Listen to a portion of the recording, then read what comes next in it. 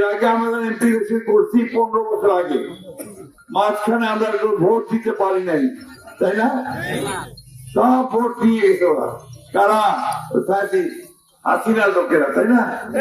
অথবা police administration.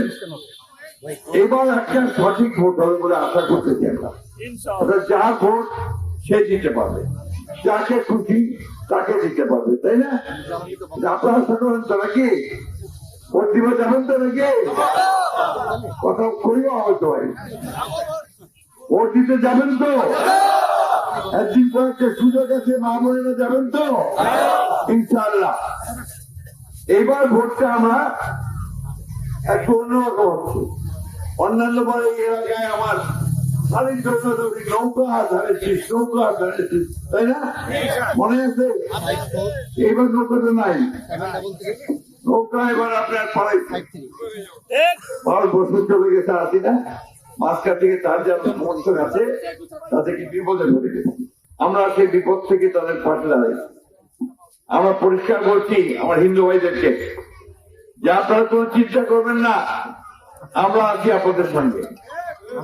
যারা অন্যায় করছে তাদের শুধু শাস্তি হবে, যারা অন্যায় করেনি সাধারণ মানুষ তাদেরকে আমরা আমাদের বুকের মধ্যে রেখে আসবো, ঠিক না? এবং আপনারা জানেন যে আমাদের এলাকায় একটা খুব খারাপ মামলা হয়েছিল। মামলাটা কি ছিল?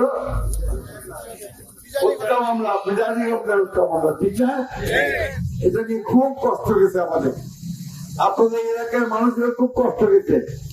পুলিশ আসছে, রেড করছে, তোর পাড়ায় এত কাউ রাস্তা দিতেন, কাউ কাঁদের বাড়ি থাকিতেন, কেউ প্রচন্ড শীতের মধ্যে আপনারা ওই ধান খেতেছিলেন, দিনের পর দিন, রাতের পর রাত, ওই ঝামেলা হয়েছে।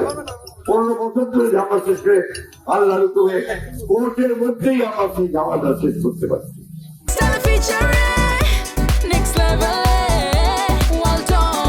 Side by side, free.